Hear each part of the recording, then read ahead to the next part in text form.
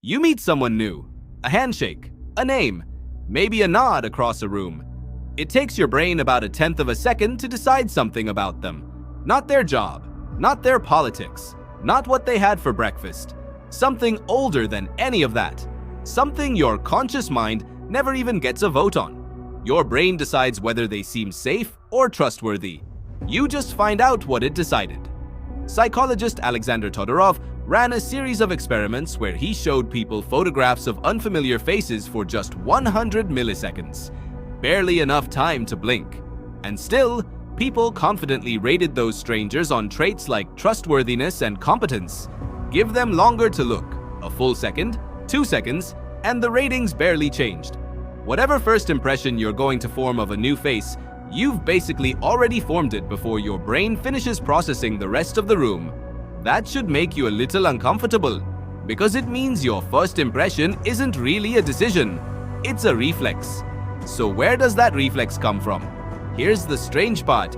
It isn't really about the person standing in front of you. Todorov found something stranger than most people realize. Faces that naturally resemble a smile, even when completely neutral, are judged as more trustworthy. Faces with naturally lower brows or tighter eyes are more likely to be judged as threatening. Your brain isn't detecting character. It's mistaking facial structure for emotion, which means a huge part of the first impression you form has nothing to do with who that person actually is.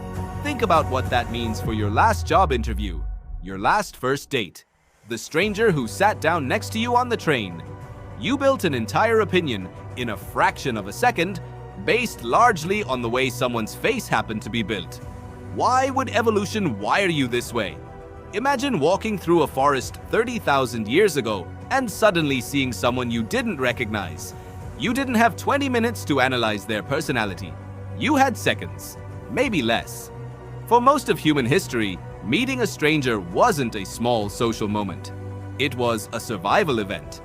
Anthropologist Sarah Blaffer Hrdy has written extensively about how early human groups depended on making rapid judgments about outsiders because trusting the wrong person or fleeing the right one could carry enormous consequences. A slow, careful evaluation might have come too late. So your brain didn't evolve for perfect accuracy. It evolved for speed. And that trade-off still runs the show today. Almost none of the strangers you meet are actual threats.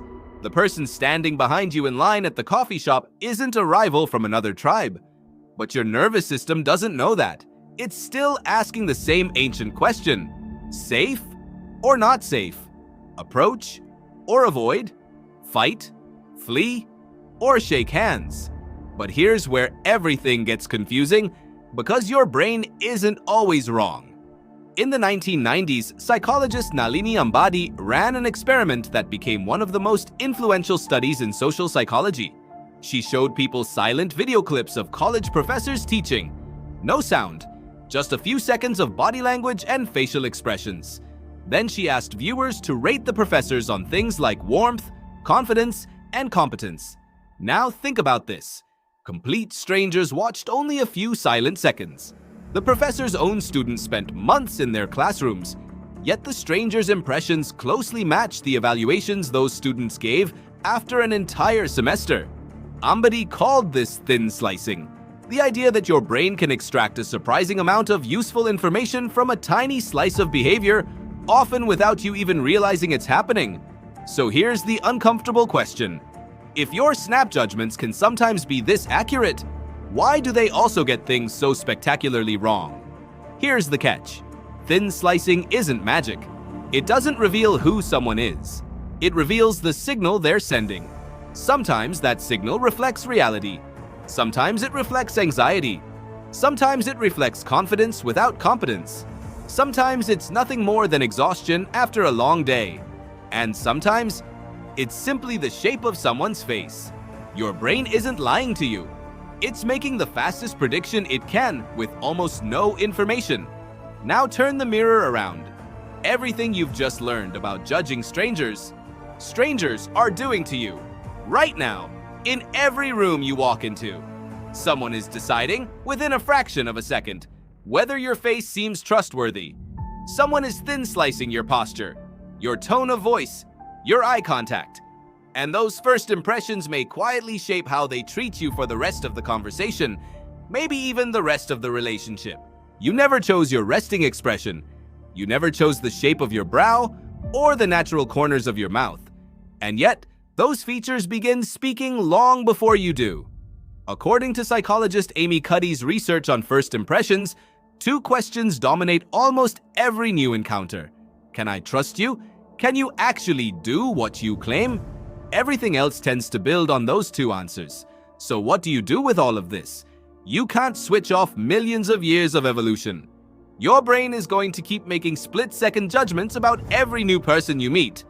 That part isn't optional, but you can stop confusing those judgments with objective truth. The stranger who struck you as cold in the first 3 seconds? Was that actually something they did? Or was it simply the architecture of their face triggering an ancient prediction? The interviewer who immediately felt warm and trustworthy? Was that genuine? Or was it a familiar smile and confident body language activating a response your ancestors depended on long before job interviews even existed? Here's the modern twist. Swipe. Dating profiles, resume photos, LinkedIn headshots, Zoom calls, coffee shops. Your ancient brain doesn't care. It runs the same algorithm every single time. It forms an impression first, then quietly spends the rest of the interaction looking for evidence that it was right. Which brings you back to the handshake, the name, the nod across the room. The next time you meet someone new, notice the verdict that appears almost instantly. Not because it's always wrong, and not because it's always right, but because it feels certain long before it deserves to. That's the trick your brain has been playing for hundreds of thousands of years. It mistakes speed for certainty. The stranger standing in front of you isn't just meeting you. They're meeting a nervous system built long before cities, long before interviews, long before dating apps, long before names were written down, and you're meeting theirs. Every first impression is really 2 ancient survival systems trying to predict the future from almost no evidence. The most dangerous part isn't that your brain judges people quickly. It's how effortlessly it convinces you that the judgment was objective. Because by the time you finish the handshake, your ancestors have already whispered their opinion, and the rest of the conversation is often just your modern mind trying to prove them right.